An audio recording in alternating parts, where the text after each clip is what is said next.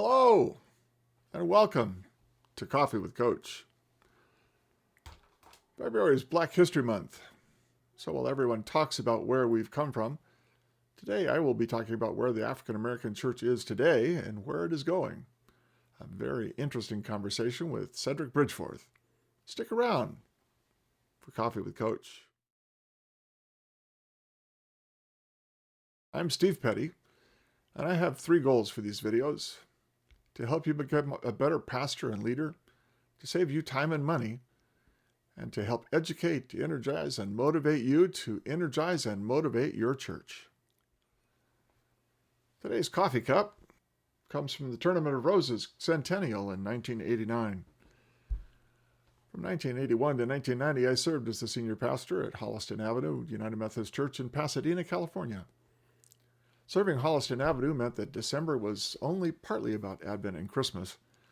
It also meant building the grandstands for 1,100 people on the front lawn and planning to serve 1,500 people hot breakfasts in the fellowship hall and getting front row seats every year for the most amazing parade in the world. The church in America has been torn by the events of the past year: COVID-19, political divisions, religious divisions, worship divisions. How has all of this affected the African American church? And what other issues are confronting those churches today? Leadership is the theme on Coffee with Coach on the third Monday of every month. And today we welcome somebody who knows a bit about leadership and about the African American church, Reverend Dr. Cedrick D. Bridgeforth. Cedrick is a native of Decatur, Alabama, graduated from Samford, got his MDiv at Claremont, and his doctorate in organizational leadership from Pepperdine University. Cedrick is also an Air Force veteran. He was ordained an elder in the United Methodist Church in 2006 and appointed a district superintendent in 2008. He began his current appointment at Grace UMC in Los Angeles in 2018. He was the national chairman of the Black Methodist Church Renewal for 2 years. He is also the principal founder of 2020 Leadership Lessons and serves as the director of academic programs at the Ecumenical Center for Black Church Studies at the University of La Verne. Cedrick was my DS for 3 years as I served as the district chair of planning and strategy for the North District. And together we did some exciting and innovative things to enable ministry in the district. I think you will enjoy hearing from my good friend, Cedrick Bridgeforth. Good morning. It is my pleasure to welcome to Coffee with Coach my dear friend, the Reverend Cedrick Bridgeforth, the senior pastor at Grace United Methodist Church, a predominantly African American church, and just an all-around nice guy. Cedrick, it is good to see you. How are you doing? I'm doing well, Steve, and thanks for the invitation to be in this conversation with you. Well, it's Black History Month, and I thought it would be good to talk a little bit about the state of the Black church in America, and I don't know anybody who's better informed than you to talk about that. So you've been Black your whole life. Yeah, pretty much. Yeah, pretty much. So this is a standard thing for you. You know, I've been white my whole life, but I haven't had this white beard the whole time. So it's just one of those colored things. So you're serving at Black Church. Tell us a little bit about Grace Church.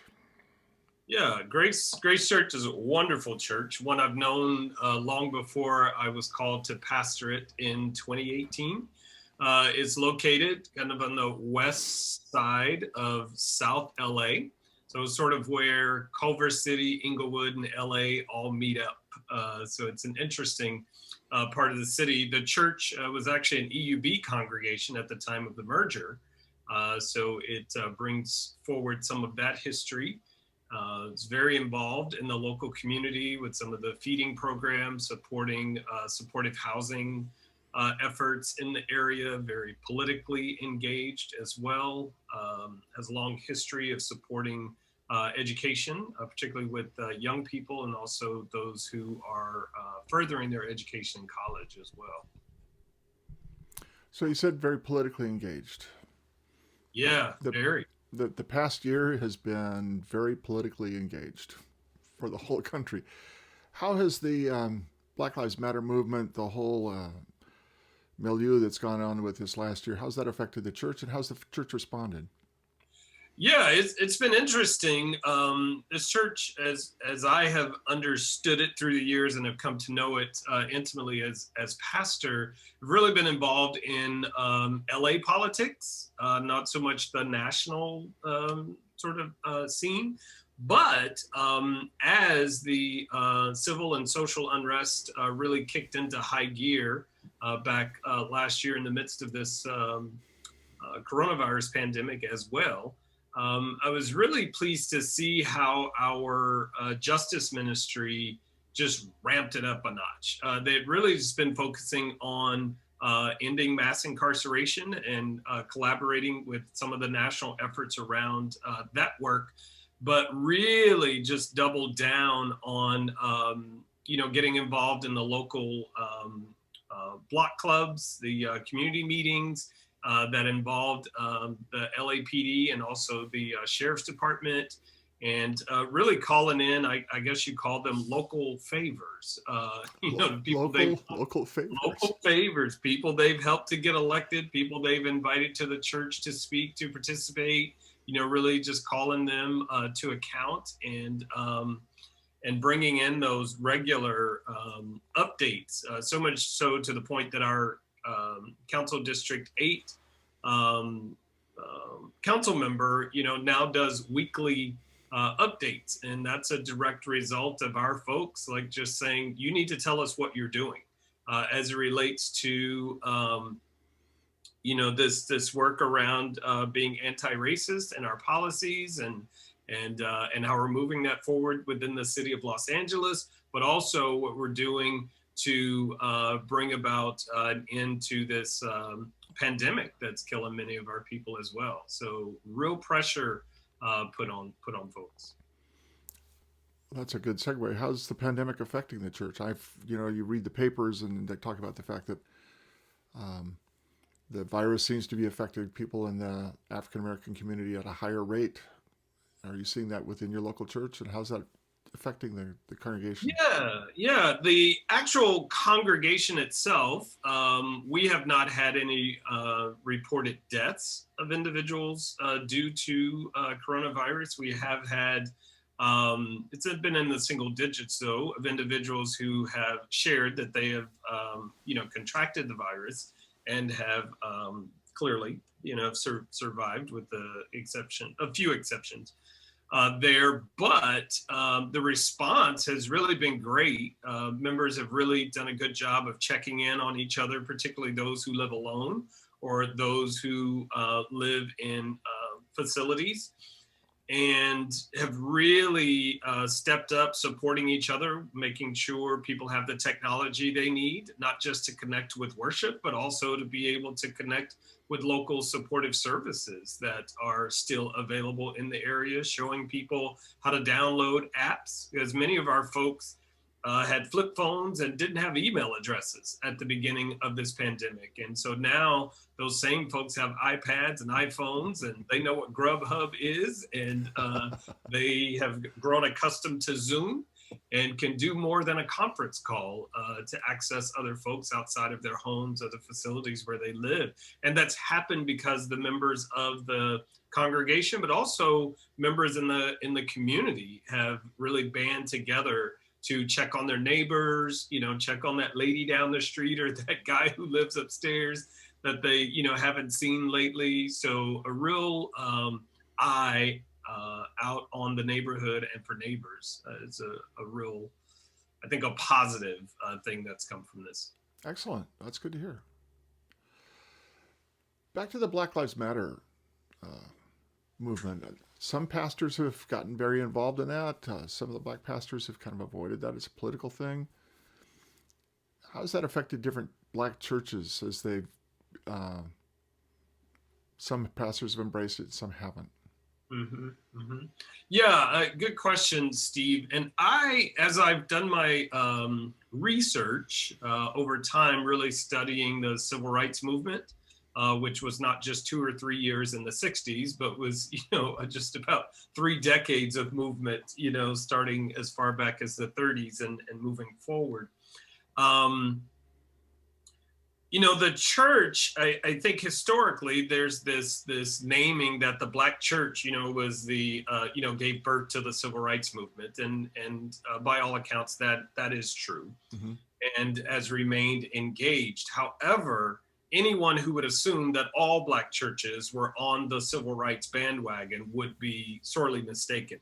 The same is true and reflected in this current social movement and political movement that we see. So, and kind of down the same line, some of the more conservative, more theologically conservative are also socially and politically conservative and steer away. And some say that the church is not a place for social issues and whatnot. So those lines are still there, and for the most part can be drawn down theological lines from what I can see. Mm-hmm. Okay. And so if you have a congregation that tends to lean more liberal or progressive, they would be more open to talking about or even becoming engaged in BLM or in the Black Lives movement or movement for Black Lives, just as that was true during the civil rights era, during the civil rights movement. But what's different now is because the leaders or the leadership rather of the Black Lives Matter movement is not centralized. Like there's no one figure to point to. There's no one group of people that's sort of driving. It's localized and it's highly contextual. It doesn't have a Martin Luther King to stand up as a singular mouthpiece. Exactly. And I think that's the strength of it. And I think that's, what has allowed it to just have this groundswell and to grow as it has. And so there are many of our colleagues, clergy, who are deeply involved, particularly here in the greater Los Angeles area, deeply involved in the movement for Black Lives. But there are just as many who step aside and say, that looks dangerous. I don't really understand it. I'm not engaged, and I will not be preaching about it. I will not be leading studies or discussions about it as well. Yeah. It's quite prevalent. That distinction is very prevalent.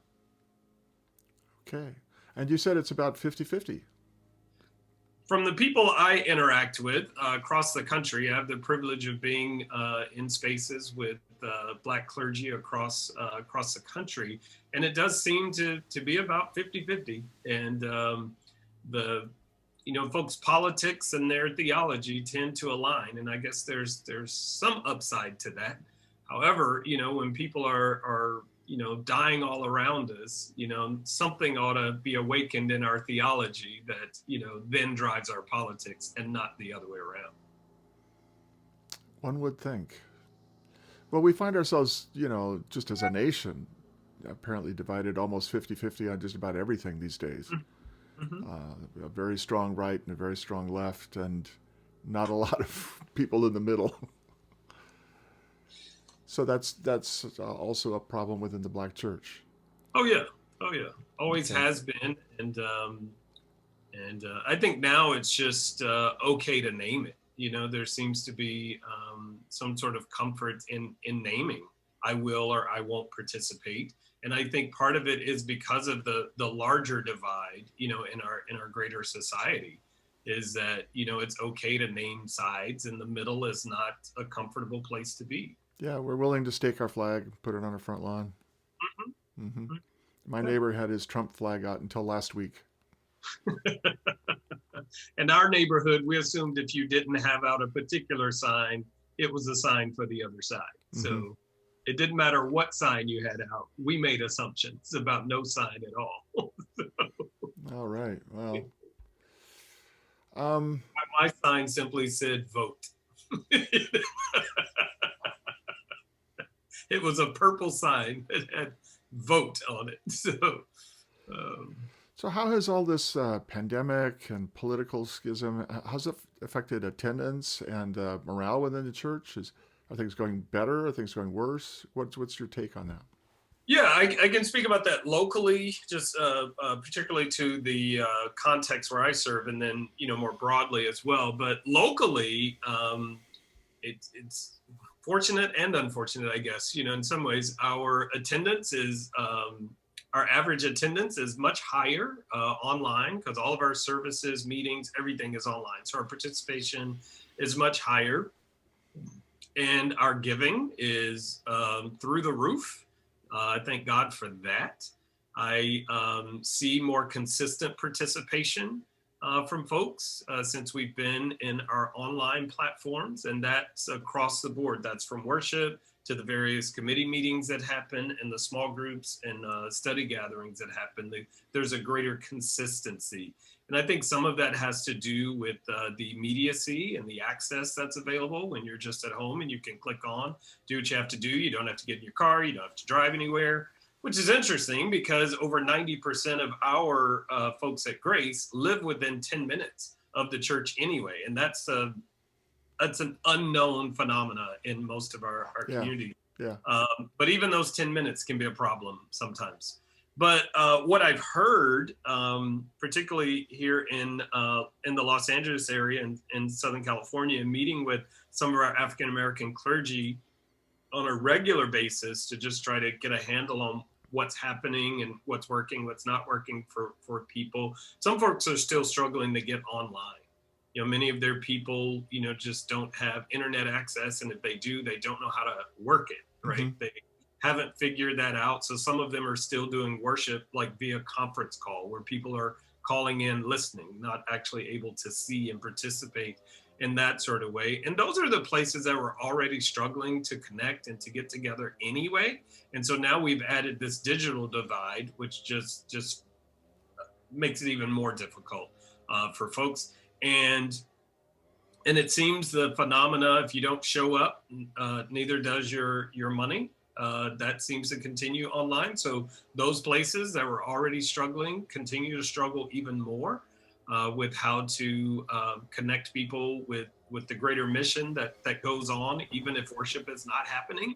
And so I just heard yesterday in 2 meetings I was in that there's an expectation that a great number of our churches just will not survive, past this pandemic. And by our churches, the conversation was about United Methodist congregations, not just Black churches specifically. But as you think about the communities where most of our churches are located and the population surrounding them and those who participate in them being those hardest hit, by the pandemic, being those that are usually last hired, first fired, those who don't always know how to access the supportive services that we're told are available, just make these vulnerable populations even more vulnerable in a time like this where everything is pressing down and you are fully reliant on outsiders and people who are unknown to you Mm-hmm. and systems you've never had to access to really provide for your day-to-day support. Well, do you feel that that's true regardless of the ethnic makeup of the congregation? I mean, it seems to me what I've heard, uh, largely from the churches that I've been working with, those churches in relatively affluent areas where most of the people already had computers and were computer literate and had means already, those churches are financially surviving well. Actually, people are saving money by staying in homes and not eating restaurants and not driving their cars and not doing all those kinds of things. So people actually have more disposable income in communities where they already had means.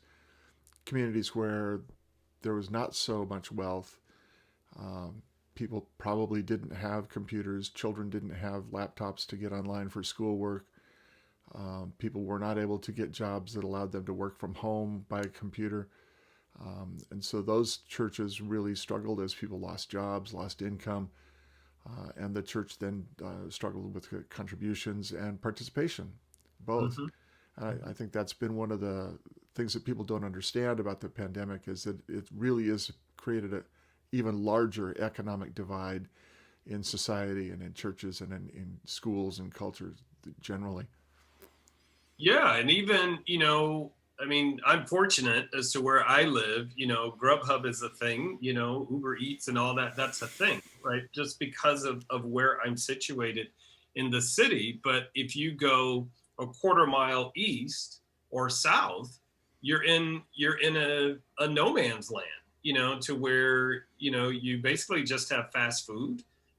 Grocery stores are in limited supply, and so thinking about having food delivered is not even a viable option. Hmm. So these are people who are already more susceptible to catching and dying from this virus, who have to venture out, to get food and the basic necessities that the rest of us can just have delivered to our doorsteps. And have to venture out to work Mm-hmm.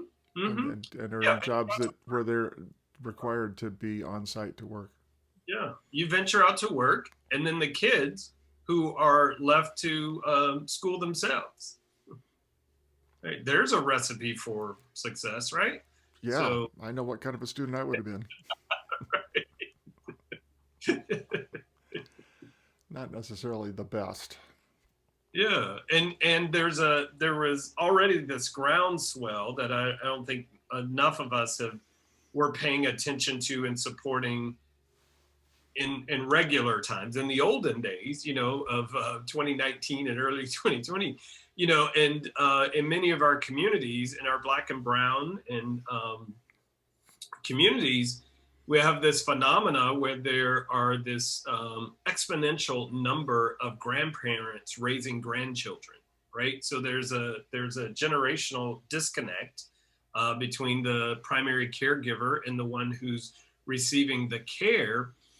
And and now you throw in this whole digital piece. It just again increases that gap.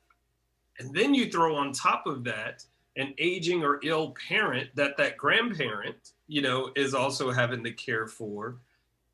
This whole family unit is in crisis. It was already in crisis, right?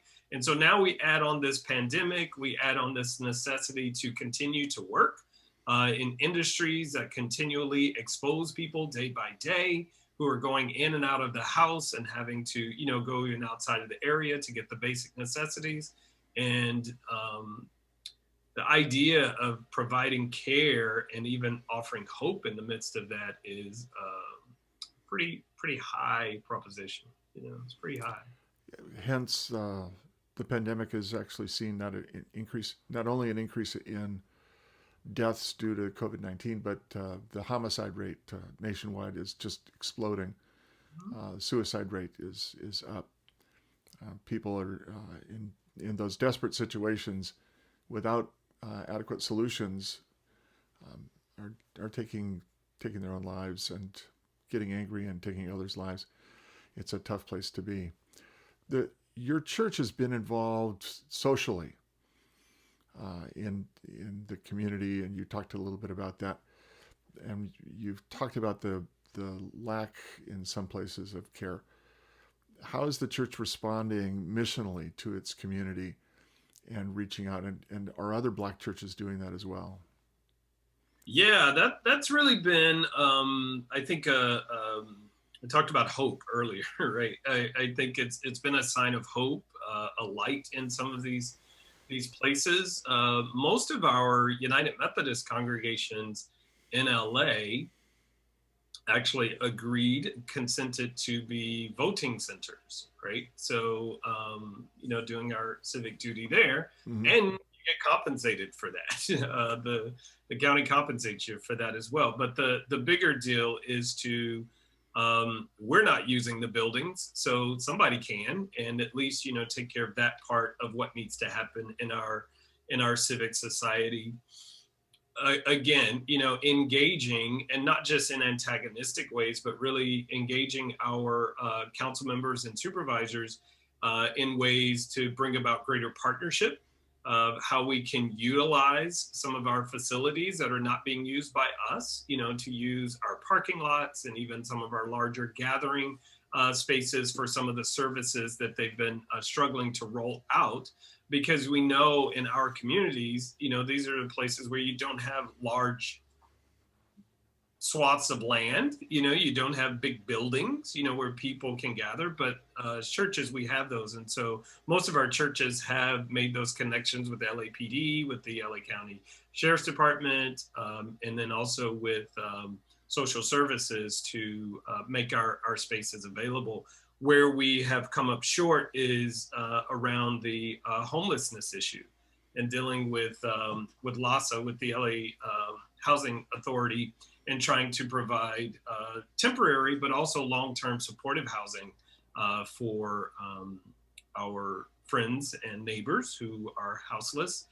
And with this reality that some of our places are just not going to continue to be worship centers beyond the pandemic, then we're starting conversations about how do we repurpose, how do we reimagine, some of these buildings and this land that we have in order to be a part of the solution. And so we have 4 of our churches here in LA that are in deep negotiations with agencies and developers and all about how to be a part of a solution around providing housing, long-term housing.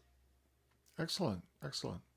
Reminds me of the work we did when we were on district planning and strategy in North District, trying to think about those properties that we were closing and how do we repurpose them and use them for missional centers to aid the community without just abandoning that place. Yeah, because these communities are going to need us more.